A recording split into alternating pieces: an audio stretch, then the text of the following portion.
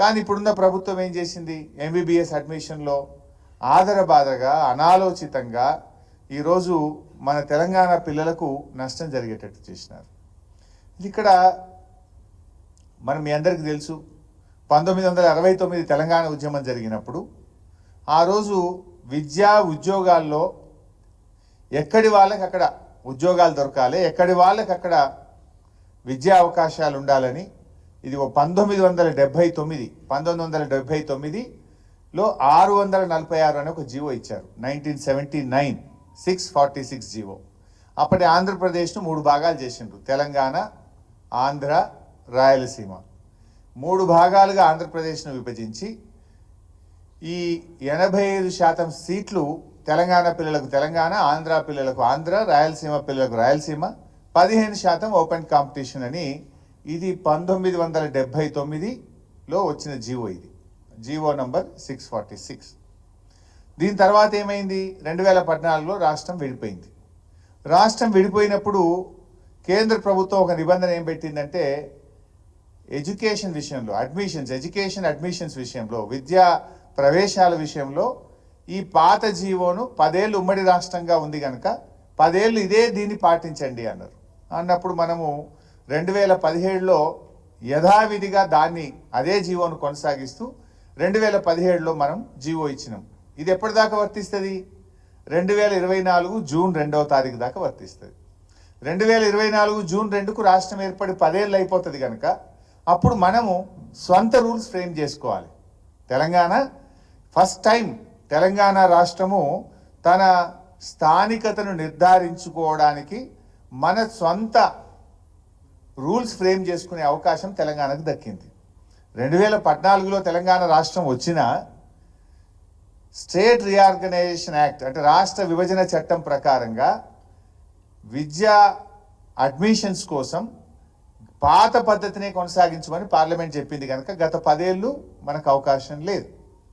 మొన్న 2 జూన్ 2024కు 10 ఏళ్ళు పూర్తయితాయి కనుక మరి ఇప్పుడు మన పిల్లలకు ఎట్లా విద్యా అవకాశాలు కల్పించాలనే దాని మీద రాష్ట్ర ప్రభుత్వం సమగ్రమైనటువంటి ఒక విధానాన్ని రూపొందించుకోవాలి. ఉద్యోగాలకు మనం చేసినాం, ఎందుకంటే ఆ రోజు రాష్ట్ర విభజన చట్టంలో ఉద్యోగాలకు నిబంధన పెట్టలేవాళ్ళు. విద్య విషయంలో మాత్రం 10 ఏళ్ళు యథాస్థితిని కొనసాగించాలన్నారు.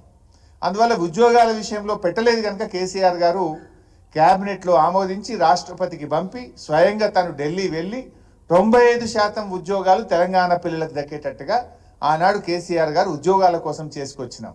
అది tag line of the moment. Telangana ఉద్యమంలో మన ఉద్యోగాలు మనకే దక్కాలనేటువంటి నినాదాన్ని 95% ఉద్యోగాలు తెలంగాణకు దగ్గేటట్టుగా మేము ఆ రోజు ఈ జీవో 217ను మేము 2017లో 114 జీవోని తేవడం జరిగింది. ఉద్యోగాలు దక్కినాయి. ఇప్పుడు విద్యా అవకాశాలు కూడా మనకు దక్కాలి కదా. ఇంజనీర్లు కానీ, డాక్టర్లు కానీ, లాయర్లు కానీ, ఫార్మసీ కానీ, బీడీఎస్ కానీ, అగ్రికల్చర్ బీఎస్సీ కానీ, అదేవిధంగా పీజీ కోర్సెస్ కానీ, పిహెచ్డి కానీ, అందులో కూడా మరి విద్యలో ఏ రకంగా ఉండాలి అనడానికి ఒక సమగ్రమైనటువంటి స్థానికతను నిర్ధారించేయడానికి ఒక నియమ నిబంధనలను రాష్ట్ర ప్రభుత్వం రూపొందించాలి. కానీ ఇది ఏది పట్టించుకోకుండా రాష్ట్ర ప్రభుత్వము మెడికల్ అడ్మిషన్స్ కోసం మొన్న జీవో నంబర్ 33 అని ఇచ్చింది. జీవో నంబర్ 33 ఇచ్చింది. దీంట్లోకి పోతే ఏమున్నది జీవో నంబర్ 33లో అంటే ఇంటర్మీడియట్ పూర్తయినాక మనం నీట్ ఎగ్జామ్ రాస్తాం మెడిసిన్ కోసం. మీరు చివరి విద్యా సంవత్సరం నుంచి 4 ఏండ్లు ఎక్కడ చదివితే అక్కడ లోకల్ అన్నారు. అంటే ఇంటర్మీడియట్ 2 ఏండ్లు, 9th 10th 2 ఏండ్లు, 9, 10, 11, 12 ఈ 4 ఏండ్లు చదివితే నువ్వు లోకలు అని ఇందులో పెట్టేసినారు. యాక్చువల్గా ఇది ఎప్పుడు ఈ 9th 10th 11th 12th అనేది ఎప్పుడుంది? ఇది ఆల్రెడీ నేను ఇందాక చెప్పినటువంటి 1979వ సంవత్సరం జీవోలో అదే ఉన్నది.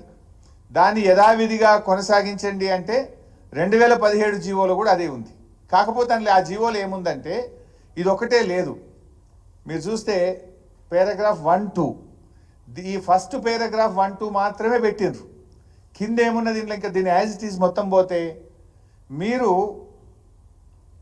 గడిచిన 7 సంవత్సరాల్లో అంటే మీరు ఇంటర్మీడియట్ నుంచి నీట్ ఎగ్జామ్ రాయడానికి ముందు 7 సంవత్సరాల్లో 7 సంవత్సరాలు మీరు ఇక్కడ చదివి ఉండాలి. బై పొరపాటున